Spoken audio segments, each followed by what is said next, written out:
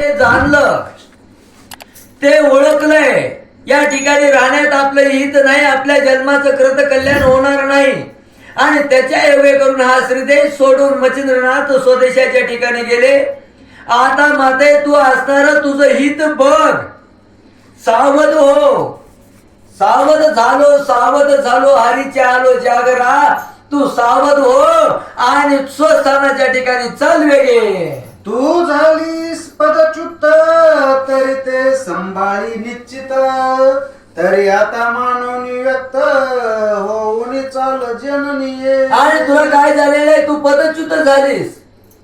तुझं जे मुख्य पद सिंहद्वीपाच्या ठिकाणचं आहे, ते ठिकाण ते पद असणार, तुला पदभ्रष्ट झालीस. तुला शापाच्या योगे करून ते पद सोडून खाली मृत्यू लोकांच्या ठिकाणी यावं लागलं.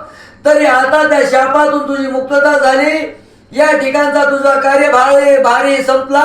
चल उठ आता सिंहद्वीपाच्या ठिकाणी. तू पातली शिवलदीप मग मचिंद्र योगे स्ववर कंदर्प, पूर्ण होईल शुद्ध संकल्प मचिंद्र दृष्टी पाहून या. आणि ज्या वेळेस असणार तू या ठिकाणाहून हल्लीस, हे ठिकाण श्रीदेशाचं सोडलंस आणि स्वस्थानाच्या ठिकाणी गेलीस की एक वेळेस पुढील काही वर्षानंतर तुझी आणि मच्छिंद्रनाथाची पुन्हा भेट होईल. 12 वर्षे झाली पूर्ण, तू ते भेटवीन मच्छिंद्र नंदन.